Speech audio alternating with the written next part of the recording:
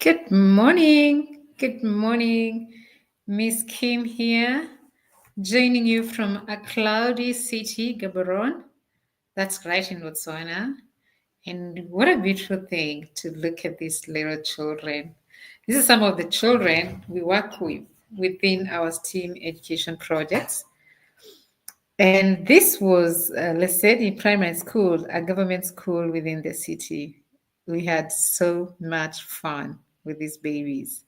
So, yes, thank you. Thank you for joining us, our listeners. If you're joining us from LinkedIn, Facebook, or YouTube, please drop a comment. Tell us where you're joining us from. Tell us where you woke up early, especially those who are joining us from the US. It's late night, and what more you'd like to learn from our podcast. It's a very exciting season where we're looking at getting into the next phase of our training programs.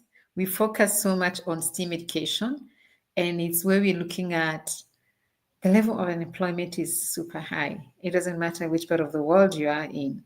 And we have our youth who have so much potential, our gold mine, as I call them, our diamonds in Botswana and the rest of Africa. If the unemployment rate has gone up to 67%, that's alarming. And they have so much potential. So join us. Let's have a conversation. Let's look into what is missing. How can we encourage them to create jobs and still have a great impact within our society? So I've been working with several organizations, and one of the ones that we do a lot of STEAM education projects is Destination Imagination. And we focus on training from children, as you can see, the little babies there, up to graduates. We train university students, and we also train educators. And it's that aspect of looking at where's the missing link. A lot of governments within the continent of Africa spend the biggest budget in education, and yet we seem to be going around in circles. So it's about time we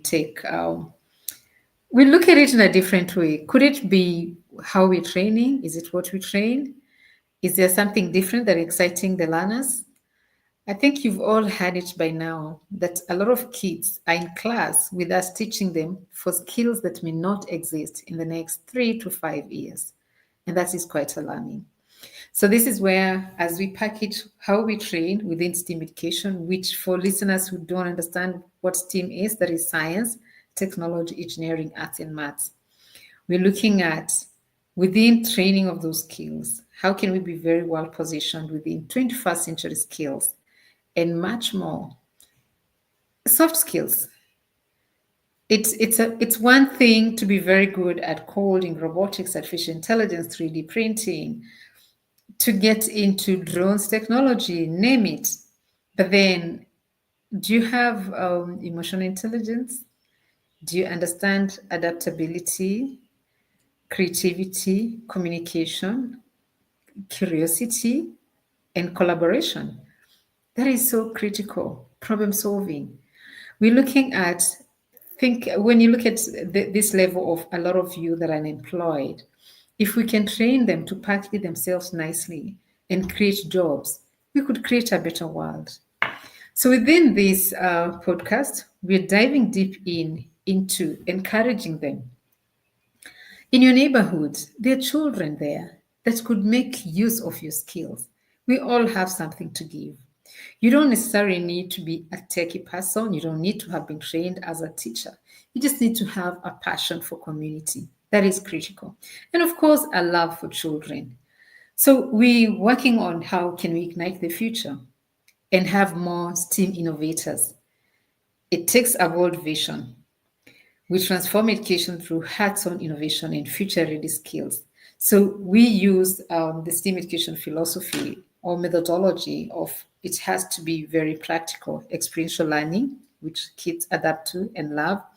It has to be extremely learner-centered. As you can see, if you're looking at the screen, these children are doing. So we give them robots in a little box and they assemble them and code and program them. Kids want to be involved.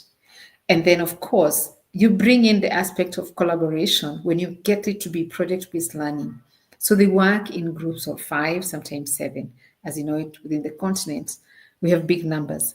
And this ignites that passion for them to want to create, to want to do, to work together.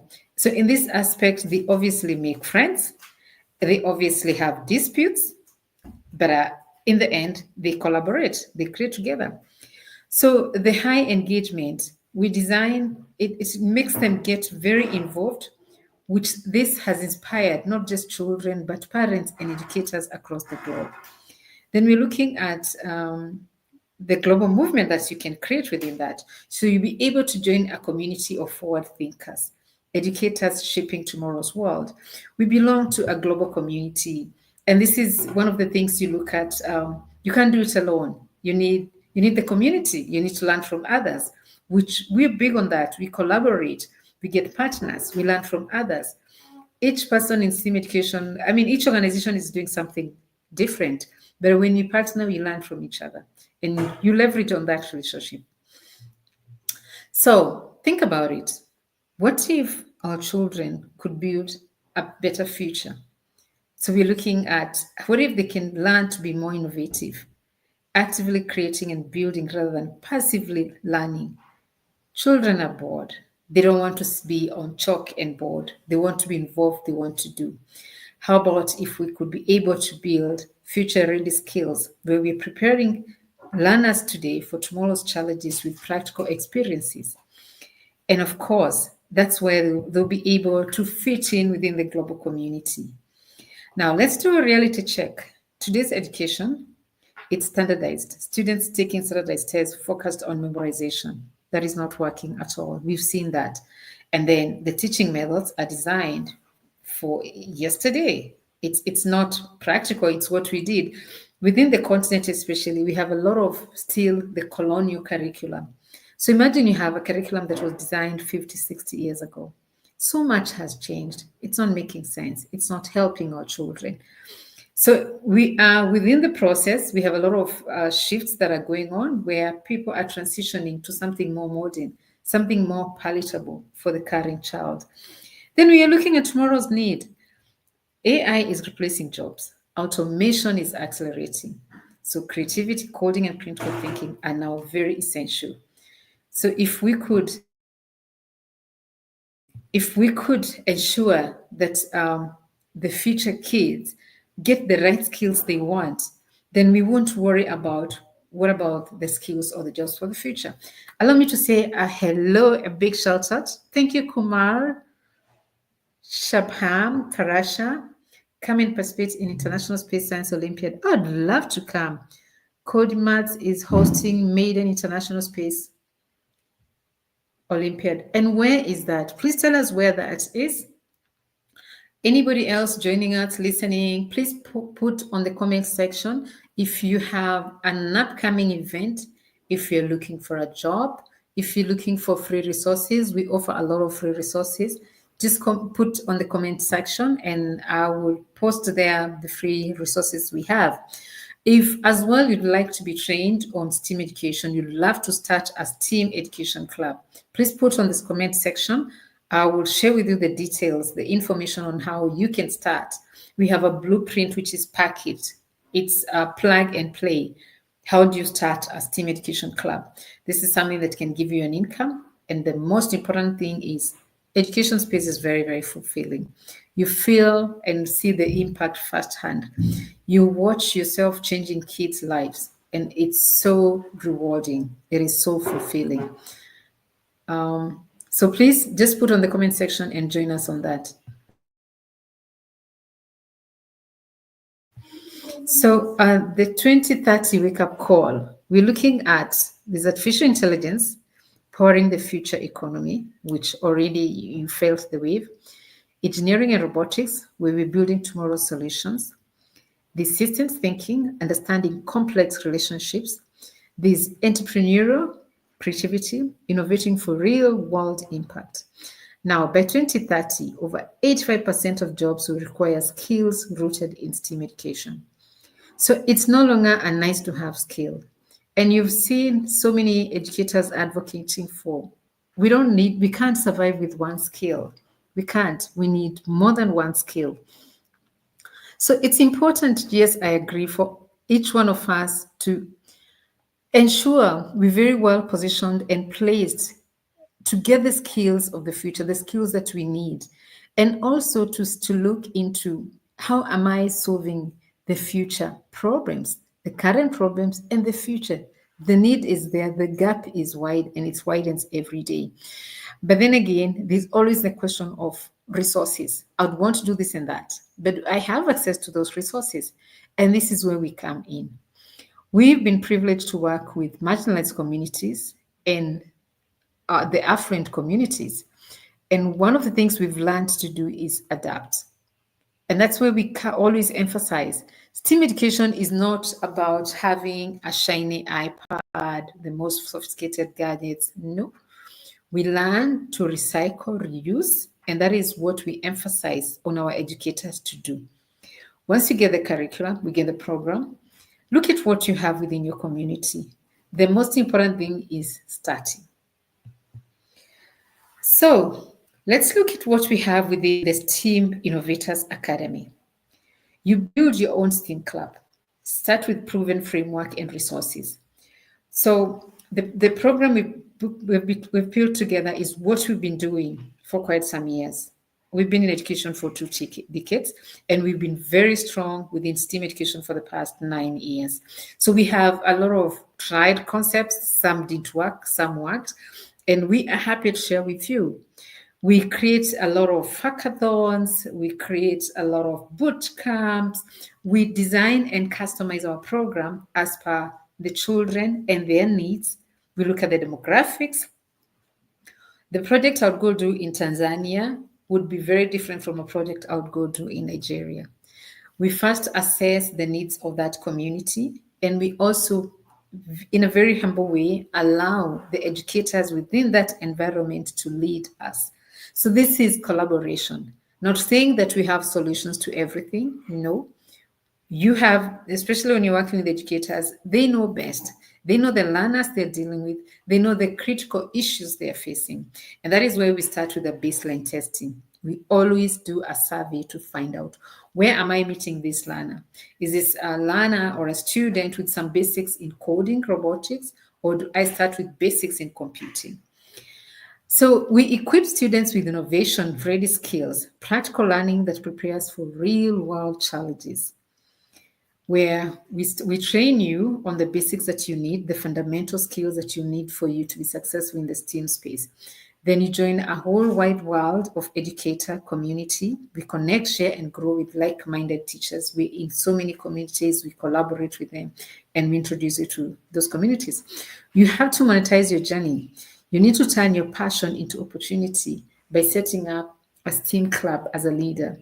Now, these STEAM clubs, you can start within your school, you can start within your church, you can start within your nonprofit organization. And guess what? You can also start within your corporate organization. We have parents wanting to find out, what can I do with my child? We have homeschooling, which is mushrooming all over within the wide world. And these homeschooling parents also want to get an understanding. We have some of our educators that actually just start with parents groups, where they start inviting 10 parents, they discuss best practices, they share, and then they each carry on and go start within the environment. Some of them do it from within the confines of their homes. Some of them start a tuition center. It is fun, it's fulfilling, and it is rewarding. Let me say a big shout out to Blessing Ijeoma Igoba. I'm so sorry if I butchered your name. Welcome, welcome. Mirando Motari, the future we need. Exactly the future we need, Mirando.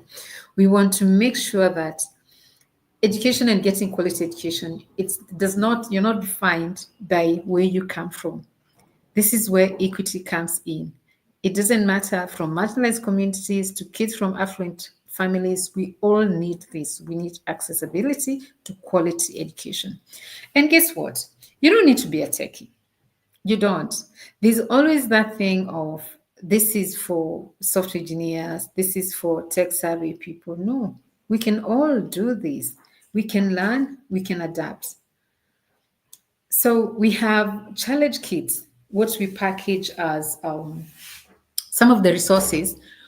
We ensure that kids can have rapid ideation, which is a very nice and easy way of teaching kids to think on their feet. So you'll get a kit that has a lot of hands-on materials. We package it with a lot of ebooks. You get free posters, you get lesson plans, you get a comprehensive guide that seamlessly helps you with the implementation of the project. You get a staff guidebook because you're going to have staff. Ultimately, you need to have something like plug and play. And then you get a lot of content that just makes you enrich what you're training. My favorite from our kit with resources is what we call instant challenges. They are fun, they're exciting. These are teaser projects where you can have something that takes like 5 minutes, sometimes 10 minutes, projects that kids do, and you get them giggling. Or if you place yourself to educate, to train educators, I train a lot of adult teachers. And sometimes you can have, you walk into a room and you need something to break the ice. People are looking at you like you're just another educator bringing in something else. Until they get to know you, you break the ice, you make them giggle, you make them laugh, you become friends. Because what they do is fun. And once they become, you break that ice, they want to work with you. The rest becomes very easy. You have to allow them to engage. You have to allow the project to be extremely learner centered. It's about them. Then we have creative thinking modules. These are structured activities that help develop innovation mindset. Then, of course, we have global collaboration projects. We have a program with Destination Imagination that children go to US every year in May for competitions. Then you can see like Kumar here inviting us for the Science Olympiad. There are so many competitions out there that you need to allow your children to be part of those communities. And guess what? You can also create one. We've created our own competitions several times in Botswana. We actually have one that we always do annually. We have projects like what we call the one day boot camp, where we go to schools and arrange a boot camp just for a day. 8 to 5, kids will be in classes. They'll also do team building activities in the afternoon. We make it fun, we serve sumptuous meals, and we get them to really engage and immerse themselves into 21st century skills. And that's a seed you plant. From there, the child goes home thinking about what exactly was that I learned? How can I continue with this? So we offer them resources that learning can continue in our absence within the confines of their environment, within their homes. Hello, Mirjan. Good afternoon from Belgrade, Serbia. That's so far away. You can ask me far from where. Thank you so much, our LinkedIn community and those joining us from Facebook and LinkedIn. Please put your questions there. Mirando, I see your email. Yes, let's talk business. Let's uplift the lives. Let's build the Africa we want. Let's support communities. This, if you can look at my screen, this is one of our success stories, the girl who is holding the banner. Her name is Sophia. We started with Sophia almost 7 years ago as a student who did not think she was interested in anything tech. We struggle with girls, where girls always tend to think tech is for boys. So Sophia came, we were doing a project. We usually do a lot of funded project. This was a European Union funded project. So we were working with senior schools and junior schools. That is our high schools, the age of from 12 years and above. And she just came escorting one of her friends. And she found others having fun, but she still went like, robotics, that's for boys. Do I really want to do this? So she just came because she was trying out, checking out because her friend is there. Guess what? Sophia is one of our greatest success stories. She's now a first year. She actually came and worked with us for 4 years. She started with volunteerism when she was still going to school, did her from 5. The first time she did it, she actually didn't pass with flying colors, which that's when I went like, why do we judge our kids basing it on exams? Because I know her to be a very intelligent girl, but she didn't pass her exam. So she had to resit for a few papers. Then she passed extremely well. And now she's pursuing software engineering in one of our best universities in the country.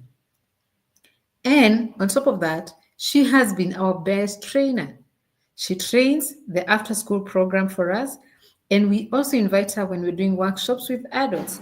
She's only 21, but she's amazing, brilliant, knows how to engage with children, and knows exactly what she wants from life. So the packaging of soft skills with technical skills makes a huge difference. Now, let's look at the real world skills and the real impact we can create. Think like engineers. This is what I call design thinking 101. It's a skill that every child needs. Problem solving with purpose. That's one of the fundamentals that we need. Entrepreneurs are problem solvers. We need more children getting into entrepreneurship. So we need more problem solvers. And it starts from humble beginnings where we start introducing the concept to them and show them what exactly that means. Present like leaders, communication that inspires. We need better communicators. Certainly, you've seen it in your environments where you have people who are very skilled, they have their masters, their PhDs, but they can't communicate. They don't know how to express themselves. This is a very important skill that we need kids to understand and to start learning when they're still young. Prototype solutions, building answers to real world problems. From the grassroots, this is one of the questions. Like, for instance, if I'm training in South Africa, let's say I'm in KwaZulu Natal, I do a lot of training in Cape Town. I allow the community within Cape Town to tell me what are the problems existing within your community. Can we create a challenge, a concept, a project, basing it on the problem that you are experiencing within your community? Different communities have different problems. Cape Town, we have a water shortage, we have pollution, we have crime, and we have a housing problem. Right now in Botswana, a few months ago, we experienced floods for the first time. So guess what we did when we asked students what problems can we solve within a particular community right within Botswana, and they said, how can we solve this flooding issue? So we created a hackathon. How can we use AI to predict climate action, right? And we resonate deeper if you tell us to solve a problem for us to come up with a solution for a problem that is existing within our community.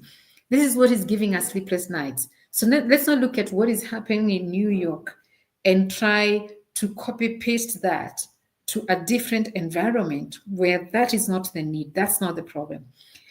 And different age groups have different problems. This is something we do with even the 7-year-olds. The 7-year-olds, when you ask them, what problems are you facing? To them, it's always, I don't like my homework. I don't like doing chores. So, what solutions can we create for that? You don't want to do chores? It's part of discipline. Can you come up with a program? Can you come up with a project? Can you manage your time better? Right? I don't like eating vegetables. You talk to teenagers, of course, they're facing teenage pregnancy, they're facing this abuse, this bullying, they have their own set of problems, this crime rate that's going up. They also getting to know the world of money. I need money for my movie time and stuff like that. How do we solve that problem? University students, they have their own set. Adults, especially teachers, they have their own set. So we always have that particular project packaged. There will always be strict fundamentals and rules that we have to follow so that we achieved a particular goal that we want to. But packaging it and ensuring that soft skills, those are still fundamental skills that they need to get. That is so important.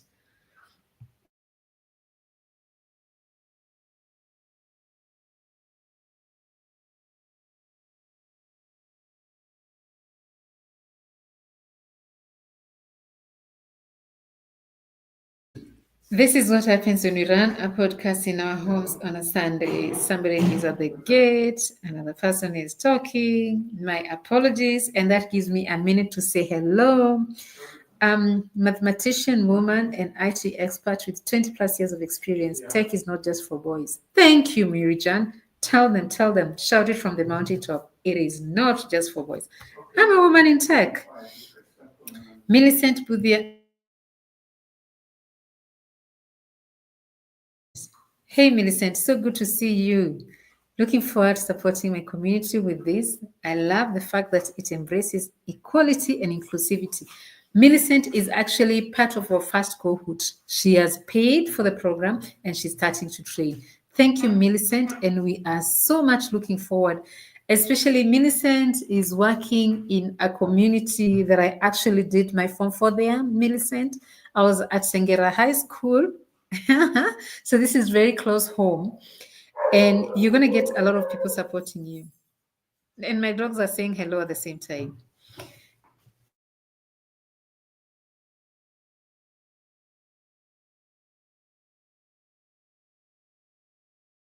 Yes, yes, true, Mirjan. Every community has its own problems, but same set of source problems, issues exist globally. Very, very true. In the end, we all need to put food on the table. So it's how we navigate those problems and make sure we can build a better world. So, collaborate across cultures. It is so critical for our kids to know it's a big world, and there are different types of people, and you need to learn how to communicate and work with them. So, the empowerment through education. My students now believe they can be innovators. I'm very proud of the work that we've done with both private schools. These are actually children from Pakalani Primary School. One of the schools we've been doing our after school program for the past close to 5 years now, very successful. The other picture, I never got, I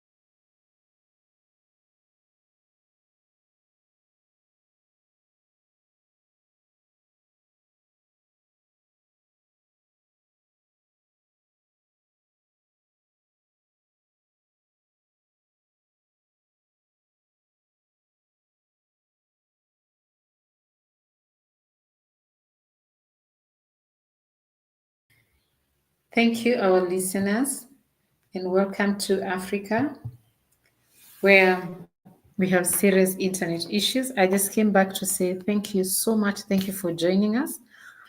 We'll be running this podcast every Sunday morning as we pass on the information and educate all the interested parties who would like to join our training. We're going to have a series of every quarter, there'll be a training program. Thank you, our listeners. Please join us. And welcome to. Do join us. There's a lot to learn, and I'll be dropping in the enrollment forms and more information on what the course will entail. Thank you and have a super Sunday. Remember, we have this Happiness Tribe at 4 p.m. South African time. Thank you and goodbye. Let's keep spreading our wings. Let's keep on creating a better world. Goodbye.